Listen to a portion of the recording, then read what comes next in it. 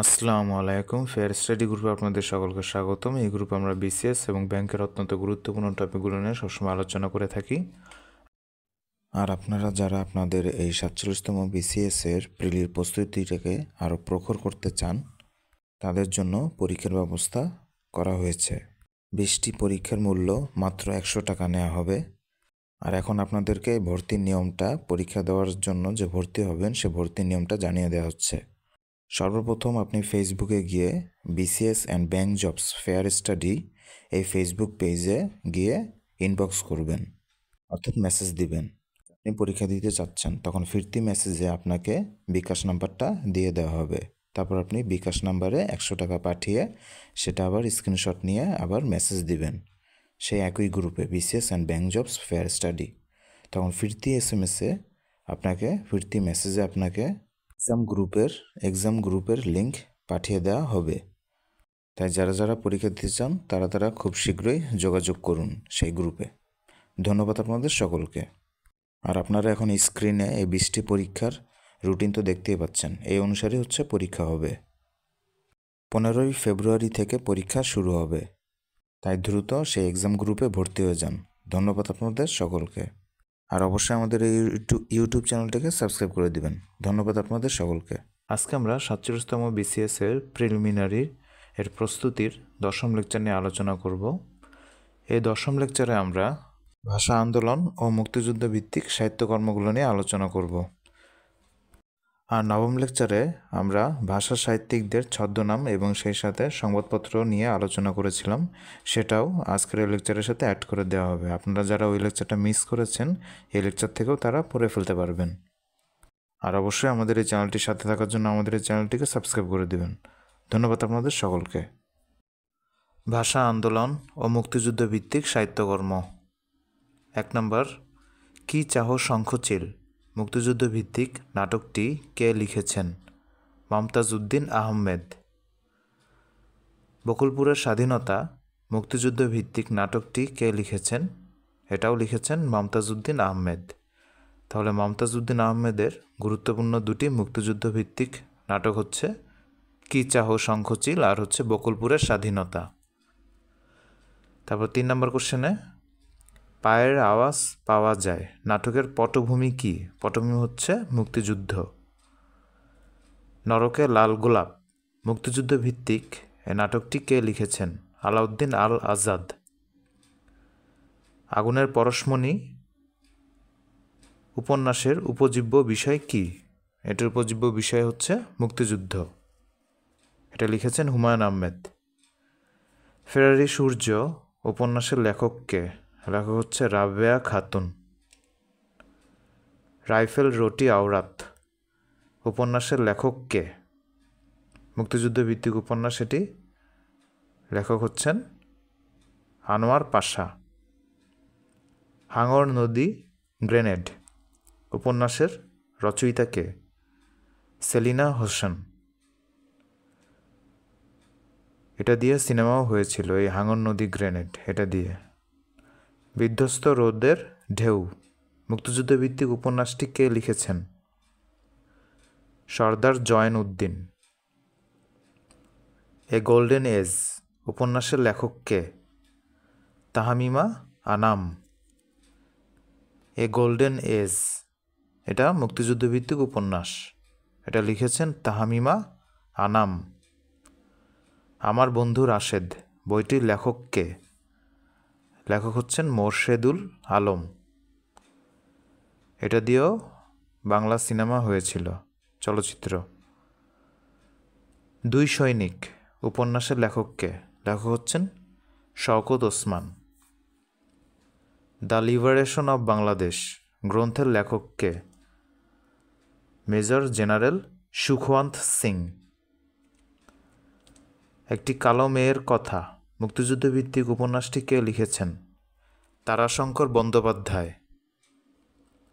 জলাঙ্গি উপন্যাসটি কোন প্রেক্ষিতে রচিত? মুক্তিযুদ্ধ। মুক্তিযুদ্ধ ভিত্তিক স্মৃতিকথা কোনটি? 71-এর দিনগুলি। মুক্তিযুদ্ধ বিষয়ক রচনা কোনটি? এটাও 71-এর দিনগুলি। স্মৃতিকথা বা রচনা যেটাই বলুক সেটা হচ্ছে 71-এর দিনগুলি। 71-এর দিনগুলি এ মুক্তিযুদ্ধভিত্তিক স্মৃতিকথা লিখেছেন জাহানারা ইমাম। 71-এর নিশান গ্রন্থের লেখককে রাবেয়া খাতুন। 71-এর ডায়েরি কার রচনা? সুফিয়া কামাল। 71-এর চিঠি কোন ধরনের রচনা? এটি মুক্তিযোদ্ধাদের পত্র সংকলন। তাহলে 71-এর নিশান, 71-এর ডায়েরি, 71-এর চিঠি, 71-এর দিনগুলি, কে কোনটা লিখেছেন, কোনটা কি সেটা মনে রাখাটা জরুরি। আবার 71-এর ঢাকা, এটা লিখেছেন সেলিনা হোসেন। তাহলে 71-এর দিনগুলি লিখেছেন জাহানারা ইমাম, 71-এর নিশান রাবেয়া খাতুন লিখেছেন, 71-এর ডায়েরি সুফিয়া কামাল লিখেছেন, 71-এর ঢাকা সেলিনা হোসেন লিখেছেন, 71-এর চিঠি এগুলো হচ্ছে মুক্তিযোদ্ধাদের পত্র সংকলন। মুক্তিযুদ্ধ বিষয়ক শিশুতোষ উপন্যাস হচ্ছে আমার বন্ধু রাশেদ। আরে আমার বন্ধু রাশেদ এই বইটি লিখেছেন মোর্শেদুল আলম। শ্যামল ছায়া উপন্যাসের লেখককে? হুমায়ুন আহমেদ। আচ্ছা, তাহলে হুমায়ুন আহমেদ তো মুক্তিযুদ্ধভিত্তিক আরেকটা উপন্যাস লিখেছিলেন, সেটা হচ্ছে আগুনের পরশমণি। একটা হচ্ছে আগুনের পরশমণি, আরেকটা হচ্ছে শ্যামল ছায়া। খাঁচায় উপন্যাসের লেখককে? লেখক হচ্ছেন এই মুক্তিযুদ্ধভিত্তিক উপন্যাসটির লেখক হচ্ছে Rashid Haider. September on Jessore Road কবিতা কে রচনা করেন? Allen Ginsberg. লক্ষ্যপ্রাণের বিনিময়ে গ্রন্থটির রচয়িতা কে? রফিকুল ইসলাম বীর উত্তম। আমি বীরাঙ্গনা বলছি গ্রন্থের লেখক কে? Doctor Nilima Ibrahim. A Search for Identity গ্রন্থটির লেখক কে? মেজর আব্দুল জলিল। আমি বিজয় দেখেছি গ্রন্থটি কার লেখা? এম আখতার মুকুল।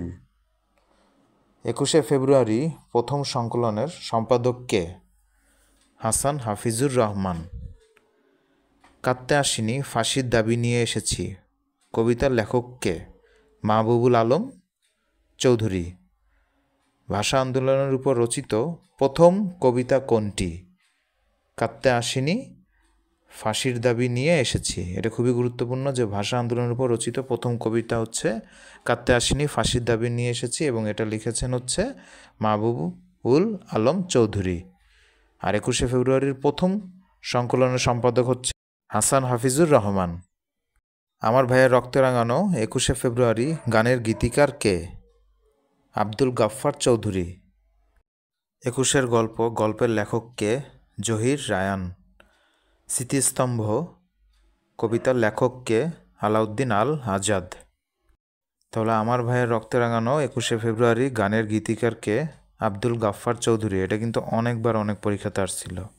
আব্দুল গাফফার চৌধুরী। জীবন থেকে নেওয়া চলচ্চিত্রের লেখক কে? জহির রায়হান। ওরা আমার মুখের ভাষা কায়রা নিতে চায় গানটির রচয়িতা কে? আব্দুল লতিফ। শহীদ স্মরণে কবিতার লেখক কে? Mohammad Moniruzzaman. Let There Be Light প্রামাণ্য চিত্রটি কার? জহির রায়হানের। আরেক ফাল্গুন এই উপন্যাসের লেখক কে?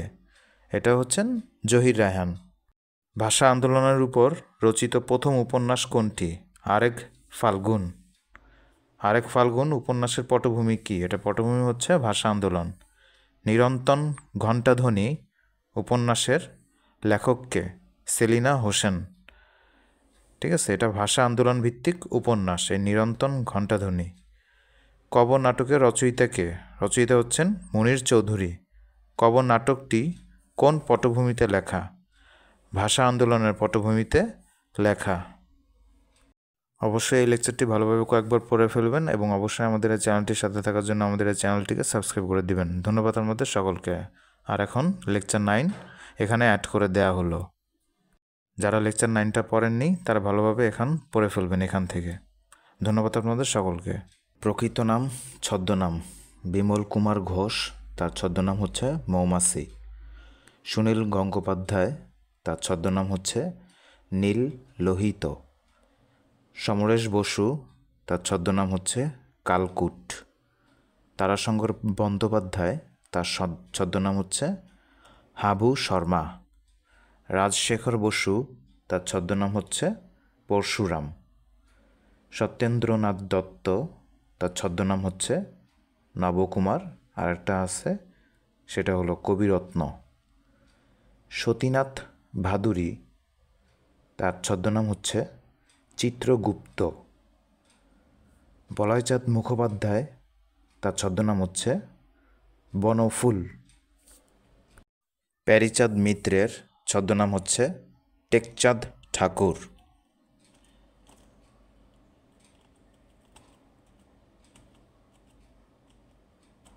মালাধর বসু, তার ছদ্মনাম হচ্ছে গুণরাজ খান। বিনয় মুখোপাধ্যায়, তার ছদ্মনাম হচ্ছে যাযাবর। কাজী নজরুল ইসলামের একটা ছদ্মনাম হচ্ছে ব্যাঙাচি। সৈয়দ মুস্তফা আলী, ছদ্মনাম হচ্ছে সত্যপীর ওমর খৈয়াম। নিহার রঞ্জন গুপ্ত, তার ছদ্মনাম হচ্ছে বানভট্ট। কালী প্রসন্ন সিংহ, তার ছদ্মনাম হচ্ছে হুতুম পেঁচা। ঈশ্বরচন্দ্র গুপ্ত, তার ছদ্মনাম হচ্ছে গুপ্ত কবি। শরৎচন্দ্র চট্টোপাধ্যায়, তার ছদ্মনাম হচ্ছে অনিলা দেবী। চারুচন্দ্র চক্রবর্তী, এর ছদ্মনাম হচ্ছে জরাসন্ধ। প্রমোদ চৌধুরী, তার ছদ্মনাম হচ্ছে বীরবল। মধুসূদন মজুমদার, তার ছদ্মনাম হচ্ছে দৃষ্টিহীন। মধুসূদন মজুমদার, এটা মনে রাখতে হবে। মধুসূদন মজুমদার, তার ছদ্মনাম হচ্ছে দৃষ্টিহীন। রবীন্দ্রনাথ ঠাকুরের ছদ্মনাম হচ্ছে ভানুসিংহ আছে, আন্নাকালী, পাকরাশি আছে।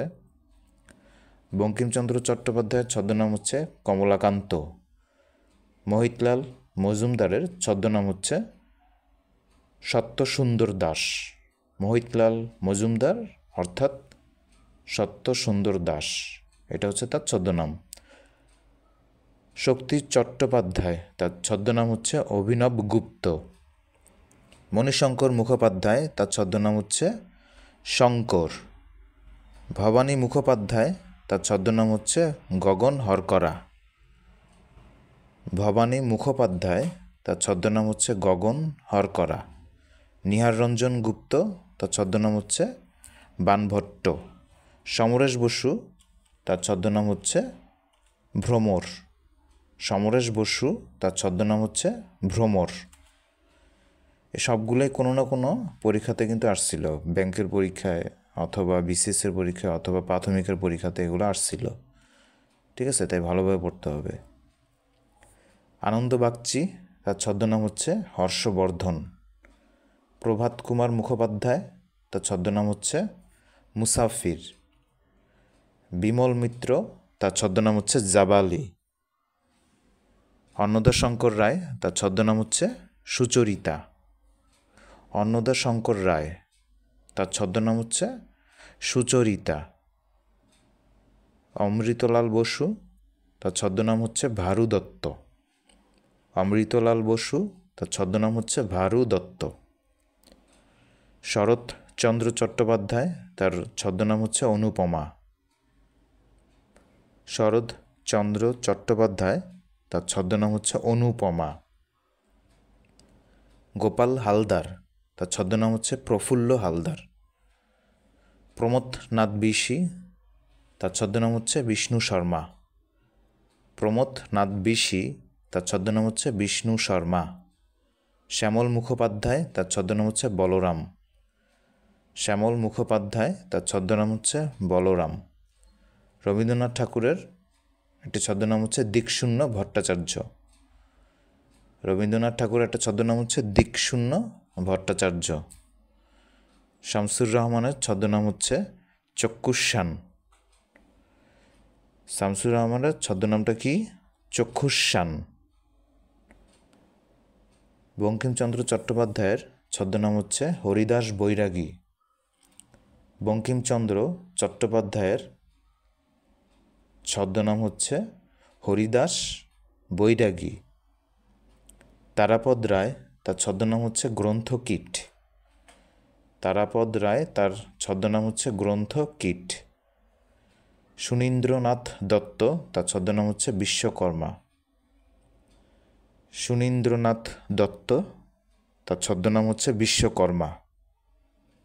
বুদ্ধদেব বসু তার ছদ্মনাম হচ্ছে বিপ্রদাস মিত্র। বুদ্ধদেব বসু তার ছদ্মনাম হচ্ছে বিপ্রদাস মিত্র। এখন কোনো কোনো কবির একাধিক ছদ্মনাম আছে, সেগুলো কাজী নজরুল ইসলামের 3টা ছদ্মনাম আছে, সেগুলো হচ্ছে নুরু, নুরুল ইসলাম, ব্যাঙাচি। শরৎচন্দ্র চট্টোপাধ্যায়েরও 3টা ছদ্মনাম আছে, অনিলা দেবী, শ্রীকান্ত শর্মা, অনুপমা। রবীন্দ্রনাথ ঠাকুরের 9টা ছদ্মনাম আছে, ভানু সিংহ, দিকশূন্য ভট্টাচার্য, শ্রীমতী কনিষ্ঠা, শ্রীমতী মধ্যমা, বাণী বিনোদ, বিদ্যা বিনোদ, আন্নাকালী পাকরাশি, অকপট চন্দ্র ভাস্কর, নবীন কিশোর বর্মন, ষষ্ঠীচরণ দেব শর্মা। ঠিক আছে, এর মধ্যে সবচেয়ে গুরুত্বপূর্ণ 4টা হচ্ছে ভানু সিংহ, দিকশূন্য ভট্টাচার্য, বাণী বিনোদ, বিদ্যা বিনোদ, আর হচ্ছে আন্নাকালী পাকরাশি। এই 4টা বেশি গুরুত্বপূর্ণ। তারপর হচ্ছে তারাপদ রায়ের 2টা ছদ্মনাম আছে, নক্ষত্র রায়, আর এটা হলো গ্রন্থকীট। তারাপদ রায়ের 2টা ছদ্মনাম কি? নক্ষত্র রায়, আর একটা হলো গ্রন্থকীট। সমরেশ বসু তার ছদ্মনাম আছে 2টা, ভ্রমর, আর একটা হচ্ছে কালকুট। ভ্রমর আর হচ্ছে কালকুট। সুনীল গঙ্গোপাধ্যায়ের ছদ্মনাম হচ্ছে সনাতন পাঠক, নীল লোহিত, নীল উপাধ্যায়, সুজন পাঠক। সবচেয়ে গুরুত্বপূর্ণ 4টার মধ্যে হচ্ছে নীল লোহিত। সৈয়দ মুস্তফা আলী তার যে 5টা ছদ্মনাম সেগুলো হলো সত্যপীর, ওমর খৈয়াম, প্রিয়দর্শী, মুসাফির, রায় পিথৌরা। তার মধ্যে গুরুত্বপূর্ণ হচ্ছে প্রথম 4টা। রায় পিথৌরাটা সাধারণত কোনো পরীক্ষাতে আসে না। সত্যপীর, ওমর খৈয়াম, প্রিয়দর্শী, মুসাফির, 4টা বেশি গুরুত্বপূর্ণ। রাজা রামমোহন রায়, রাজা রামমোহন রায়ের 2টা ছদ্মনাম হচ্ছে, সেগুলো হলো শিব প্রসাদ দাস, আর একটা হলো রামচন্দ্র দাস। শক্তি চট্টোপাধ্যায় তার ছদ্মনাম হচ্ছে স্ফুলিঙ্গ সমাদ্দার, আর এটা হচ্ছে রূপচাঁদ পক্ষী।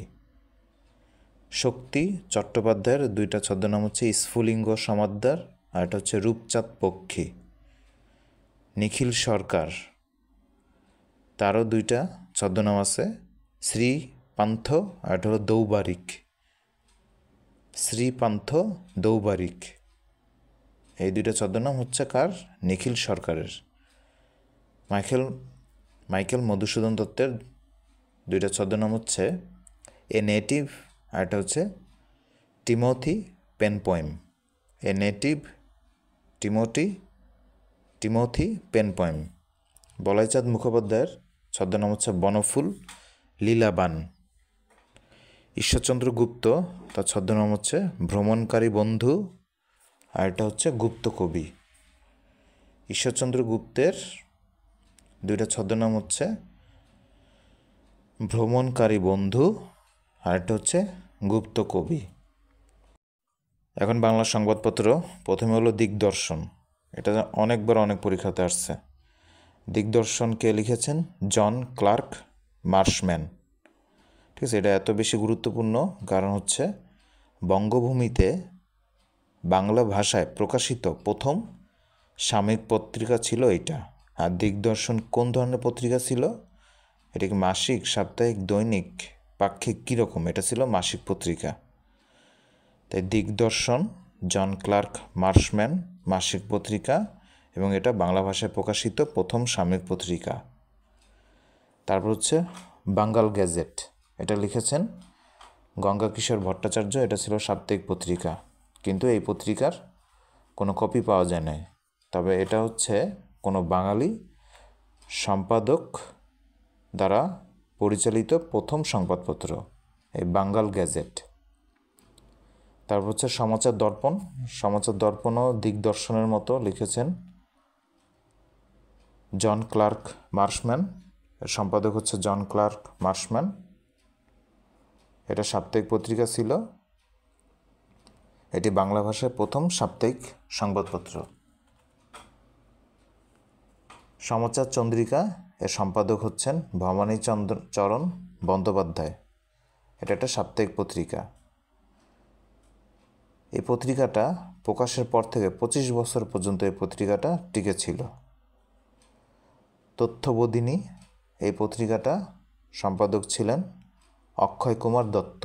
এটাও অনেক পরীক্ষাতে আসছিল। তথ্যবোধিনী পত্রিকার সম্পাদক কে ছিলেন? অক্ষয় কুমার দত্ত। এটা কি ধরনের পত্রিকা ছিল? সাপ্তাহিক পত্রিকা ছিল। পত্রিকাটি ছিল ব্রাহ্ম সমাজের তথ্যবোধিনী সভার মুখপত্র।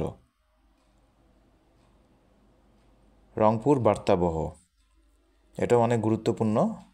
এর সম্পাদক ছিলেন গুরুচরণ রায় এবং এটা সাপ্তাহিক পত্রিকা ছিল। এটা গুরুত্বপূর্ণ কারণ হচ্ছে এটা বাংলাদেশের ভূখণ্ড থেকে, মানে বাংলাদেশ থেকে প্রকাশিত প্রথম বাংলা সংবাদপত্র ছিল এটি, এই রংপুর বার্তাবহ। রংপুর বার্তাবহ সম্পাদক হচ্ছেন গুরুচরণ রায়। কী ধরনের পত্রিকা? সাপ্তাহিক। এবং এটার বৈশিষ্ট্য হচ্ছে বাংলাদেশের ভূখণ্ড থেকে প্রকাশিত প্রথম বাংলা সংবাদপত্র। এখন হচ্ছে ঢাকা প্রকাশ। ঢাকা প্রকাশের বৈশিষ্ট্য হচ্ছে বাংলাদেশের ঢাকা শহরের প্রথম বাংলা সংবাদপত্র হচ্ছে ঢাকা প্রকাশ, এবং এটা হচ্ছে একটা সাপ্তাহিক পত্রিকা ছিল। এর সম্পাদক ছিলেন কৃষ্ণচন্দ্র মজুমদার। ঢাকা প্রকাশের সম্পাদক ছিলেন কৃষ্ণচন্দ্র মজুমদার। বঙ্গদর্শন, এর সম্পাদক ছিলেন বঙ্কিমচন্দ্র চট্টোপাধ্যায় এবং এটা মাসিক পত্রিকা ছিল। সবুজপত্র, এর সম্পাদক ছিলেন প্রমথ চৌধুরী এবং এটা কোন ধরনের পত্রিকা ছিল? মাসিক পত্রিকা ছিল। এটা প্রমথ চৌধুরী প্রতিষ্ঠিত একটা মাসিক পত্রিকা ছিল। আর বঙ্গদর্শন, এর সম্পাদক হচ্ছেন বঙ্কিমচন্দ্র চট্টোপাধ্যায়। এই দুইটা খুব গুরুত্বপূর্ণ। বঙ্গদর্শন হচ্ছে বঙ্কিমচন্দ্র চট্টোপাধ্যায়ের সম্পাদিত পত্রিকা, সবুজপত্র হচ্ছে প্রমথ চৌধুরীর সম্পাদিত পত্রিকা, এবং এই দুইটা পত্রিকা হচ্ছে কিন্তু মাসিক পত্রিকা। ঠিক আছে। সওগাত, এটা হচ্ছে মাসিক পত্রিকা। এটা লিখেছেন মোহাম্মদ নাসির উদ্দিন। মুসলিম ভারত, এটার সম্পাদক হচ্ছেন মুজাম্মেল হক। এই দুটো খুব গুরুত্বপূর্ণ। সওগাত এর প্রতিষ্ঠাতা সম্পাদক হচ্ছেন মোহাম্মদ নাসির উদ্দিন, আর মুসলিম ভারত এই পত্রিকাটির প্রতিষ্ঠাতা সম্পাদক হচ্ছেন মোজাম্মেল হক। সুধাকর, এই পত্রিকাটার প্রতিষ্ঠাতা সম্পাদক হচ্ছেন শেখ আব্দুর রহিম। এগুলো কিন্তু বিশেষ পরীক্ষাতে আসছিল। এই সুধাকর, সওগাত, মুসলিম ভারত, এগুলা। সুধাকর এই সংবাদপত্রের প্রতিষ্ঠাতা সম্পাদক হচ্ছেন শেখ আব্দুর রহিম। ধূমকেতু, এই সংবাদপত্রের প্রতিষ্ঠাতা সম্পাদক হচ্ছেন কাজী নজরুল ইসলাম। নারী শক্তি, এই সংবাদপত্রের প্রতিষ্ঠাতা সম্পাদক হচ্ছেন ডাক্তার লুৎফর রহমান। কল্লোল, এই সংবাদপত্রের সম্পাদক হচ্ছেন দীনেশ রঞ্জন দাস। মোহাম্মদী, এটা একটা মাসিক পত্রিকা। এই পত্রিকাটির প্রতিষ্ঠাতা সম্পাদক ছিলেন মোহাম্মদ আকরম খা। শিখা, শিখা পত্রিকাটির প্রতিষ্ঠাতা সম্পাদক ছিলেন আবুল হোসেন। পূর্বাশা, পূর্বাশার পত্রিকাটির প্রতিষ্ঠাতা সম্পাদক ছিলেন সঞ্জয় ভট্টাচার্য। শিখা, পূর্বাশা, মোহাম্মদী, এই তিনটাও অনেক গুরুত্বপূর্ণ। কল্লোলও অনেক গুরুত্বপূর্ণ। তাহলে কল্লোল ছিল দীনেশ রঞ্জন দাসের, মোহাম্মদী সংবাদপত্রটির সম্পাদক ছিলেন মোহাম্মদ আকরম খাঁ। শিখা পত্রিকাটা ছিল আবুল হোসেনের, আর পূর্বাশা এই পত্রিকাটির প্রতিষ্ঠাতা সম্পাদক ছিলেন সঞ্জয় ভট্টাচার্য। লাস্টে এখন সমকাল সংবাদপত্রের প্রতিষ্ঠাতা সম্পাদক ছিলেন সিকান্দার আবু জাফর। সমকাল এই সংবাদপত্রের প্রতিষ্ঠাতা সম্পাদক ছিলেন সিকান্দার আবু জাফর। কালি ও কলম এই মাসিক পত্রিকাটার প্রতিষ্ঠাতা সম্পাদক ছিলেন আবুল হাসনাত। কালি ও কলম এই সংবাদপত্রের প্রতিষ্ঠাতা সম্পাদক ছিলেন আবুল হাসনাত। পরীক্ষায় প্রায় সময় আসে যে নিচের কোন পত্রিকাটি ঢাকা থেকে প্রকাশিত হয়েছিল। ঠিক আছে, ক্রান্তি পত্রিকা, লোকআউট পত্রিকা, সমকাল পত্রিকা, কালি ও কলম এই পত্রিকা। তাহলে কি যে সকল পত্রিকাগুলো ঢাকা থেকে প্রকাশিত হয় সেগুলো হচ্ছে ক্রান্তি, লোকআউট, সমকাল, কালি ও কলম। বিসিএসে সংবাদপত্রের প্রকাশকালও চলে আসে যে কোন পত্রিকা কবে প্রকাশিত হয়, তাই গুরুত্বপূর্ণ এখানে 10টা সালের 10টা পত্রিকা দেয়া হলো। দিগদর্শন সংবাদপত্রের প্রকাশকাল হচ্ছে 1818 সাল। সমাচার দর্পণ ওই সেম বছরেই প্রকাশিত হয় 1818 সালে। সংবাদ প্রভাকর এর প্রকাশ সাল হচ্ছে 1831 সাল। তথ্যবোধিনী বের হয় 1843 সালে। বঙ্গদর্শন 1872 সালে। সবুজপত্র 1914 সালে প্রথম প্রকাশিত হয়। সওগাত প্রকাশিত হয় 1918 সালে। ধূমকেতু প্রকাশিত হয় 1922 সালে। কল্লোল দীনেশ রঞ্জন দাশের, এটা প্রকাশিত হয় 1923 সালে। মোহাম্মদী এই মাসিক পত্রিকাটি প্রকাশিত হয় 1927 সালে। থিয়েটার এটা ছিল রামেন্দ্র মজুমদারের পত্রিকা, তিনি এটার প্রতিষ্ঠাতা সম্পাদক ছিলেন। স্বাধীনতার পর এটা প্রকাশিত হয় প্রথম 1972 সালে। পরীক্ষা যদি কোশ্চেন আসে স্বাধীনতার পর প্রথম কোন পত্রিকাটি প্রকাশিত হয় নতুন, সেটা হচ্ছে থিয়েটার, 1972 সালে প্রকাশিত হয়। এর প্রতিষ্ঠাতা সম্পাদক ছিলেন রামেন্দ্র মজুমদার। অবশ্যই এই লেকচারগুলো ভালোভাবে কয়েকবার আপনারা পড়ে ফেলবেন, কারণ এখান থেকে কিন্তু 2 মার্ক কিন্তু আসবেই পরীক্ষায়। ঠিক আছে, এই সংবাদপত্র থেকে এবং সেই সাথে ছদ্মনাম থেকে। আর অবশ্যই আমাদের এই চ্যানেলটির সাথে থাকার জন্য আমাদের এই চ্যানেলটিকে সাবস্ক্রাইব করে দিবেন। আর পরবর্তী লেকচার আসবে হচ্ছে আগামী মঙ্গলবার। তো অবশ্যই আমাদের এই চ্যানেলটির সাথে থাকার জন্য আমাদের এই চ্যানেলটিকে সাবস্ক্রাইব করে দিবেন। ধন্যবাদ আপনাদের সকলকে।